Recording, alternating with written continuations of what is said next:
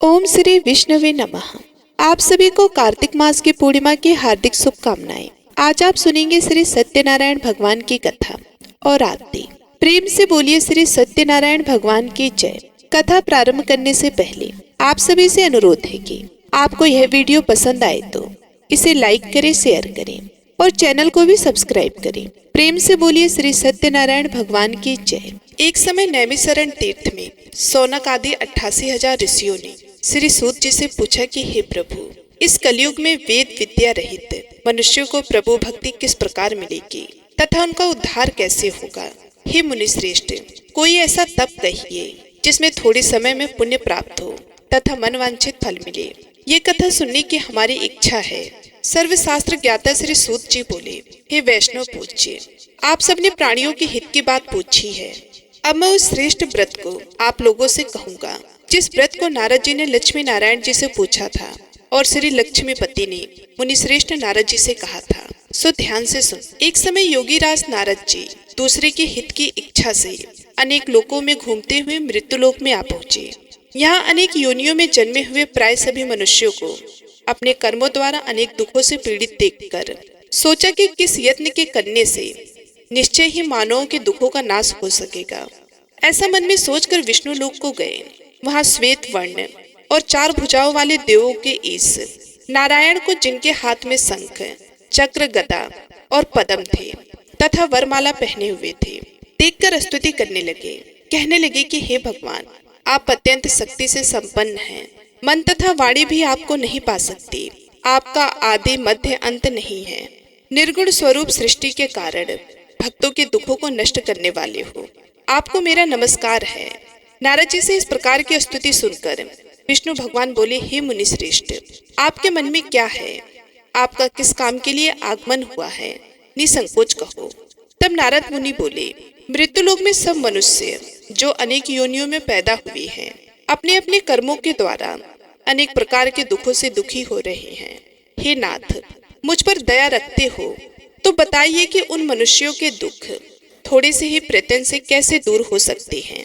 श्री भगवान जी बोले, हे नारद, मनुष्यों के भलाई के लिए तुमने बहुत अच्छी बात पूछी है। जिसके करने से मनुष्य मोह से छूट जाता है वह मैं कहता हूँ, सुनो। पुण्य देने वाला स्वर्ग तथा मृत्यु लोक दोनों में दुर्लभ एक उत्तम व्रत है। आज मैं प्रेम वश होकर तुमसे कहता हूँ। श्री सत्यनारायण भगवान का यह व्रत अच्छी तरह विधि पूर्वक करने से मनुष्य तुरंत ही यहाँ सुख भोग कर मरने पर मोक्ष को प्राप्त होता है।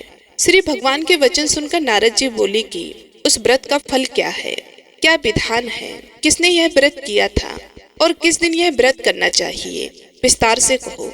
भगवान बोले, दुख शोक आदि को दूर करने वाला, धन धान्य को बढ़ाने वाला, सौभाग्य तथा संतान को देने वाला, यह व्रत सब स्थानों पर विजयी करने वाला है। भक्ति और श्रद्धा के साथ किसी भी दिन मनुष्य श्री सत्यनारायण की शाम के समय ब्राह्मणों और बंधुओं के साथ धर्म प्रायण होकर पूजा करे। भक्ति भाव से नववेद्य केले का फल, घी, दूध और गेहूं का चूड़ सवाया ले। गेहूं के अभाव में साठी का चूड़, शक्कर तथा गुड़ ले और सब भक्षण योग्य पदार्थ जमा करके भगवान को अर्पित करे तथा बंधु बांधवों सहित ब्राह्मणों को भोजन कराएं।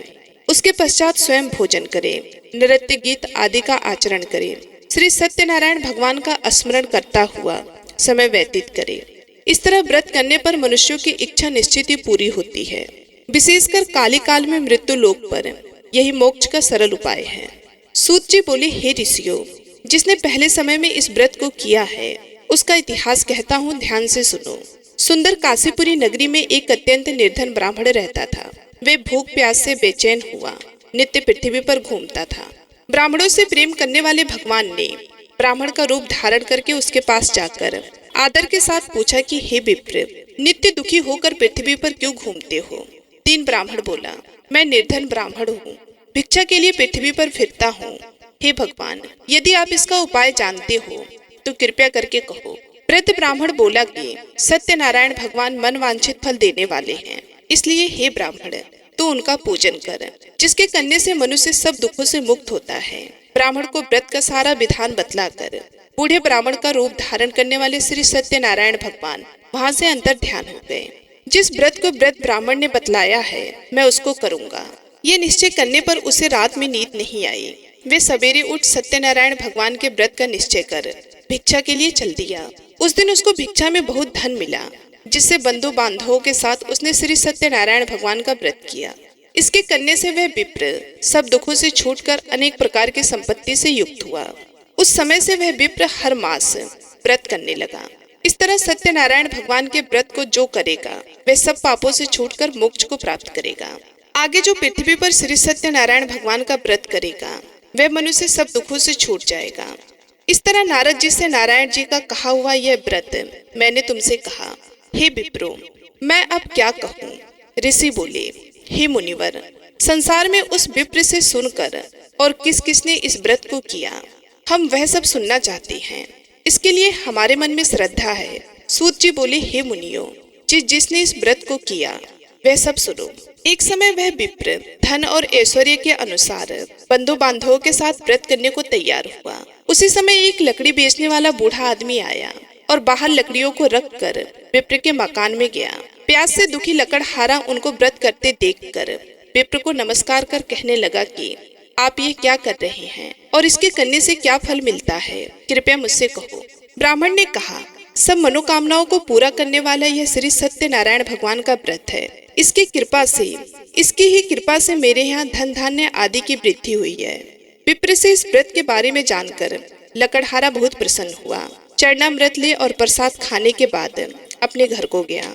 लकड़हारे ने अपने मन में इस प्रकार का संकल्प किया कि आज ग्राम में लकड़ी बेचने से जो धन मिलेगा उसी से श्री सत्यनारायण भगवान का उत्तम व्रत करूंगा। यह मन में विचार कर वह बूढ़ा आदमी लकड़ियां अपने सिर पर रखकर जिस नगर में धनवान लोग रह रहे थे ऐसे सुंदर नगर में गया। उस रोज वहां पर उसे उन लकड़ियों का दाम पहले दिनों से चौगुना मिला। तब वह बूढ़ा लकड़हारा दाम ले और अति प्रसन्न होकर पक्के केले की फली, शक्कर, घी, दूध, दही और गेहूं का चूड़ इत्यादि से श्री सत्यनारायण भगवान के व्रत की कुल सामग्रियों को लेकर अपने घर गया। फिर उसने अपने भाई बंधुओं को बुलाकर विधि के साथ भगवान जी का पूजन और व्रत किया। उस व्रत के प्रभाव से वह बूढ़ा लकड़हारा धन, पुत्र आदि से युक्त हुआ और संसार के समस्त सुख भोग कर वैकुंठ को चला गया। सूत जी बोले, हे श्रेष्ठ मुनियों, अब आगे की कथा कहता हूँ। पहले के समय में उल्कामुख नाम का एक विद्वान राजा था। वह सत्य वक्ता और जितेंद्रिय था। प्रतिदिन देव स्थानों पर जाता तथा गरीबों को धन देकर उनके कष्ट दूर करता था। उसकी पत्नी कमल के समान मुख वाली और सती साध्वी थी। भद्रशिला नदी के तट पर उन दोनों ने श्री सत्यनारायण भगवान का व्रत किया। उस समय वहां पर एक साधु नामक वैश्य आया। उसके पास व्यापार के लिए बहुत सा धन था।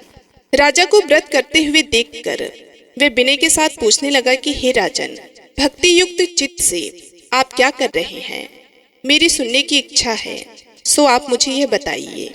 राजा बोला, हे साधु, अपने बांधवों के साथ पुत्र आदि की प्राप्ति के लिए एक महाशक्तिमान श्री सत्यनारायण भगवान का व्रत व पूजन किया जा रहा है। राजा के वचन सुनकर साधु आदर से बोला कि हे राजन, मुझसे इसका सब विधान कहो। मैं भी आपकी कथा अनुसार इस व्रत को करूंगा। मेरी भी कोई संतान नहीं है और इससे निश्चय ही होगी। राजा से सब विधान सुन व्यापार से निर्वृत्त हो वह आनंद के साथ घर गया। साधु ने अपनी स्त्री से संतान देने वाले उस व्रत का वर्णन सुनाया और कहा कि जब मेरी संतान होगी तब मैं इस व्रत को करूंगा। साधु ने ऐसे वचन अपनी स्त्री लीलावती से कहे। एक दिन उसकी स्त्री लीलावती पति के साथ आनंदित हो सांसारिक धर्म में प्रवृत्त होकर श्री सत्यनारायण भगवान की कृपा से गर्भवती हो गई तथा 10वें महीने उसने एक सुंदर कन्या को जन्म दिया। दिनों दिन वह इस तरह बढ़ने लगी जैसे शुक्ल पक्ष का चंद्रमा बढ़ता है। कन्या का नाम कलावती रखा गया। तब लीलावती ने मीठे शब्दों में अपने पति से कहा कि जो आपने संकल्प किया था कि सत्यनारायण भगवान का व्रत करूंगा, अब आप उसे करिए। साधु बोला, हे प्रिय, इसके विवाह पर करूंगा। इस प्रकार अपनी पत्नी को आश्वासन दे वह नगर को गया। कलावती पितृगृह में वृद्धि को प्राप्त हो गई। साधु ने जब नगर में सखियों के साथ अपनी पुत्री को देखा तो तुरंत ही दूत को बुलाकर कहा कि पुत्री के लिए कोई सुयोग वर देख कर लाओ। साधु की आज्ञा पाकर दूत कंचन नगर में पहुंचा। वहां पर खोज और देखभाल कर लड़की के लिए सुयोग वड़िक पुत्र को ले आया। उस सुयोग लड़के को देखकर साधु ने अपने बंधु बांधवों सहित प्रसन्नचित अपनी पुत्री का विवाह उसके साथ कर दिया। किंतु दुर्भाग्य से विवाह के समय भी उस व्रत को करना भूल गया। तब श्री सत्यनारायण भगवान क्रोधित हो गए और श्राप दिया कि तुम्हें दारुण दुख प्राप्त होगा। अपने कार्य में कुशल साधु बनिया जमाता सहित समुद्र के समीप स्थित होकर रत्नसारपुर नगर में गया और वहां दोनों ससुर जमाई चंद्रकेतु राजा के उस नगर में व्यापार करने लगे। एक बार भगवान श्री सत्यनारायण की माया से प्रेरित कोई चोर राजा का धन चुराकर भागा जा रहा था, किंतु राजा के दूतों को आता देखकर चोर घबराकर भागते हुए राजा के धन को वहीं चुपचाप रख दिया जहां वो ससुर जमाई ठहरे हुए थे। जब दूतों ने उस साधु वैश्य के पास राजा के धन को रखा देखा तो दोनों को बांध कर ले गए और प्रसन्नता से दौड़ते हुए राजा के समीप जाकर बोले, यह दो चोर हम पकड़ कर लाए हैं, देखकर आज्ञा दे। तब राजा की आज्ञा से उनको कठिन कारावास में डाल दिया गया और उनका धन छीन लिया गया। श्री सत्यनारायण भगवान के श्राप द्वारा उनकी पत्नी भी घर पर बहुत दुखी हुई और घर पर जो धन रखा था चोर चुरा कर ले गए। शारीरिक व मानसिक पीड़ा तथा भूख प्यास से अति दुखी हो अन्य के चित्त में कलावती एक ब्राह्मण के घर गई। वहां उसने श्री सत्यनारायण भगवान का व्रत होते देखा, कथा सुनी तथा प्रसाद ग्रहण कर रात को घर आई। माता ने कलावती से कहा कि हे पुत्री, अब तक तू कहाँ थी, तेरे मन में क्या है? कलावती बोली, हे माता, मैंने एक ब्राह्मण के घर श्री सत्यनारायण भगवान का व्रत देखा है। कन्या के वचन सुनकर लीलावती भगवान की पूजन की तैयारी करने लगी। लीलावती ने परिवार और बंधुओं सहित श्री सत्यनारायण भगवान का पूजन किया और वर मांगा कि मेरे पति और दामाद शीघ्र आ जाएं। साथ ही प्रार्थना की कि हम सबका अपराध क्षमा करो। श्री सत्यनारायण भगवान इस व्रत से संतुष्ट हो गए और राजा चंद्रकेतु को स्वप्न में दर्शन देकर कहा कि हे राजन, दोनों वैश्यों को प्रातः ही छोड़ दो और उनका सब धन जो तुमने ग्रहण किया है उसे दे दो, नहीं तो मैं तेरा धन, राज्य, पुत्रादि नष्ट कर दूंगा। राजा से ऐसा वचन कहकर भगवान वहां से अंतर ध्यान हो गए। प्रातःकाल राजा चंद्रकेतु ने सभा में अपना स्वप्न सभी को सुनाया। फिर दोनों वणिक पुत्रों को कैद से मुक्त कर सभा में बुलाया। दोनों ने आते ही राजा को नमस्कार किया। राजा मीठे वचनों में बोला, हे महानुभाव, भाग्यवश ऐसा कठिन दुख तुम्हें प्राप्त हुआ है, अब तुम्हें कोई भय नहीं है। ऐसा कहकर राजा ने उनको नए नए वस्त्राभूषण पहनाए तथा उनका जितना धन लिया था उसको दोगुना धन देकर आदर से विदा किया। दोनों वैश्य अपने घर को चल दिए। सूत जी बोले, वैश्य ने मंगलाचार करके यात्रा आरंभ की और अपने नगर को चल दिए। उनके थोड़ी दूर निकलने पर दंडी भेषधारी श्री सत्यनारायण ने उनसे पूछा, हे साधु, तेरी नाव में क्या है? अभिमानी वणिक हंसता हुआ बोला, हे दंडी, आप क्यों पूछते हो? क्या धन लेने की इच्छा है? मेरी नाव में तो बेल और पत्ते भरे हैं। वैश्य का कठोर वचन सुनकर श्री भगवान ने कहा, तुम्हारा वचन सत्य हो। दंडी ऐसा कहकर वहां से चले गए। कुछ दूर जाकर समुद्र के किनारे बैठ गए। दंडी के जाने पर वैश्य ने नित्य क्रिया करने के बाद नाव को ऊंची उठी देखकर अचंभा किया तथा नाव में बेलपत्ते आदि देखकर मूर्छित हो जमीन पर गिर पड़ा।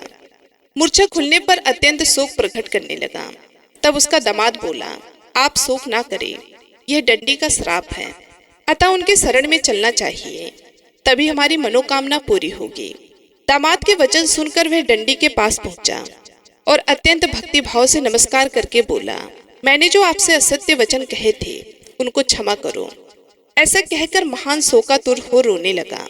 तब दंडी भगवान बोले, हे वणिक पुत्र, मेरी आज्ञा से बार बार तुम्हें दुख प्राप्त हुआ है, तो मेरी पूजा से विमुख हुआ। साधु बोला, हे भगवान, आपकी माया से ब्रह्मा आदि देवता भी आपके रूप को नहीं जानते, तब मैं अज्ञानी कैसे जान सकता हूँ? आप प्रसन्न होइए, मैं सामर्थ्य के अनुसार आपकी पूजा करूंगा, मेरी रक्षा करो और पहले के समान नौका में धन भर दो। उससे भक्ति युक्त वचन सुनकर भगवान प्रसन्न हुए। उसकी इच्छा अनुसार वर देकर अंतर्ध्यान हो गए। तब उन्होंने नाव पर आकर देखा कि नाव धन से परिपूर्ण है। वे श्री सत्यनारायण भगवान का पूजन कर साथियों सहित अपने नगर को चला। जब अपने नगर के निकट पहुंचा तब दूत को घर भेजा। दूत ने साधु के घर जा उसकी स्त्री को नमस्कार कर कहा कि साधु अपने दामाद सहित इस नगर के समीप आ गए हैं। ऐसा वचन सुन साधु की स्त्री ने बड़े हर्ष के साथ श्री सत्यनारायण का पूजन कर पुत्री से कहा, मैं अपने पति के दर्शन को जाती हूँ, तू कार्य पूर्ण कर शीघ्र आ। माता के ऐसे वचन सुनकर कलावती प्रसाद छोड़कर जल्दी में पति के पास गई। प्रसाद की अवहेलना के कारण श्री सत्यनारायण भगवान रुष्ट हो गए। उसके पति को नाव सहित पानी में डुबो दिया। कलावती अपने पति को ना देखकर रोती हुई जमीन पर गिर गई। इस तरह नौका को डूबा हुआ तथा कन्या को रोता हुआ देख साधु दुखी होकर बोला, हे प्रभु, मुझसे या मेरे परिवार से जो भूल हुई उसे क्षमा करो। उसके दीन वचन सुनकर श्री सत्यनारायण भगवान प्रसन्न हो गए और आकाशवाणी हुई कि हे साधु, तेरी कन्या मेरे प्रसाद को छोड़कर आई है, इसलिए उसका पति अदृश्य हुआ है। यदि वे घर जाकर प्रसाद खाकर लौटे तो इसे पति अवश्य मिलेगा। ऐसी आकाशवाणी सुनकर कलावती घर पहुंचकर प्रसाद खाई, फिर आकर पति के दर्शन किए। तत्पश्चात साधु ने बंधु बांधवों सहित श्री सत्यनारायण भगवान का विधि पूर्वक पूजन किया। इस लोक का सुख भोग कर अंत में स्वर्ग लोक को गया। सूत जी बोले, हे ऋषियों, मैं और भी कथा कहता हूँ, सुनो। प्रजा पालन में लीन तुंगध्वज नाम का एक राजा था। उसने भी भगवान का प्रसाद त्याग कर बहुत दुख पाया। एक समय वन में जाकर वन पशुओं को मारकर पड़ के पेड़ के नीचे आया। वहां उसने ग्वालों को भक्ति भाव से बांधवों सहित श्री सत्यनारायण जी का पूजन करते देखा। राजा देखकर भी अभिमानवश वहां नहीं गया और ना ही नमस्कार किया।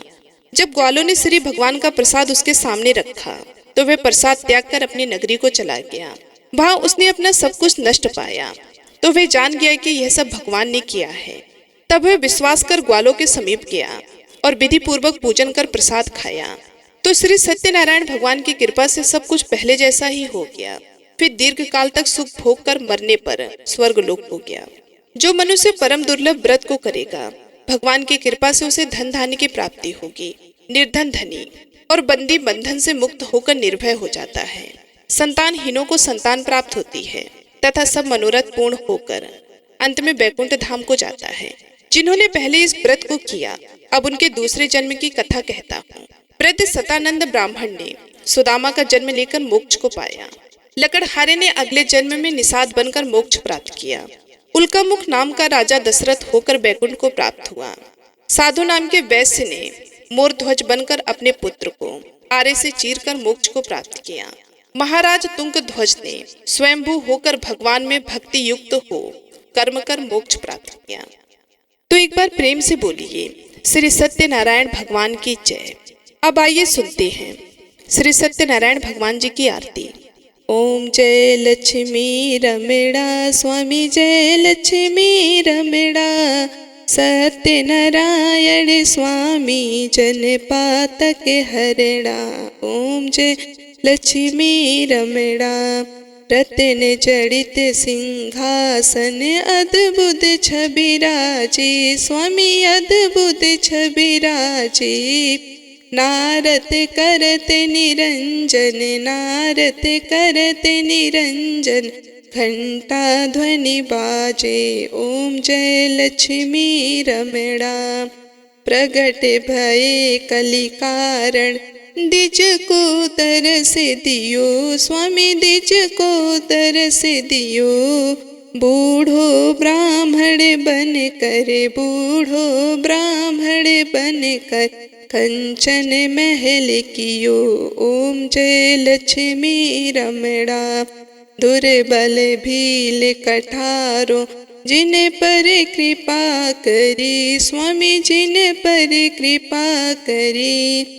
चंद्रचूड़ एक राजा, चंद्रचूड़ एक राजा, तिनकी विपत्ति हरी। ओम जय लक्ष्मी रमणा, वैसे मनोरथ पायो, श्रद्धा तज दीनी, स्वामी श्रद्धा तज दीनी। सो फल भोग्यो प्रभु जी, सो फल भोग्यो प्रभु जी, फिर स्तुति कीनी। ओम जय लक्ष्मी रमणा, भाव भक्ति के कारण, छिन छिन रूप धर्यो, स्वामी छिन छिन रूप धर्यो। श्रद्धा धारण कीनी, श्रद्धा धारण कीनी, तिनको काज सर्यो। ओम जय लक्ष्मी रमणा, ग्वाल बाल संग राजा वन में भक्ति करी, स्वामी वन में भक्ति करी। मन वांछित फल दीन्हा, मन वांछित फल दीन्हा, दीन दयालु हरि। ओम जय लक्ष्मी रमणा। चढ़ते प्रसाद सवायो, कदली फल मेवा, स्वामी कदली फल मेवा। धूप दीप तुलसी से, धूप दीप तुलसी से, राजे सत्य देवा। ओम जय लक्ष्मी रमणा। श्री सत्यनारायण स्वामी की आरती जो कोई नर गावे, स्वामी जो कोई नर गावे। कहते शिवानंद स्वामी, कहते शिवानंद स्वामी, मन वांछित फल पावे। ओम जय लक्ष्मी रमणा। श्री सत्यनारायण भगवान की जय।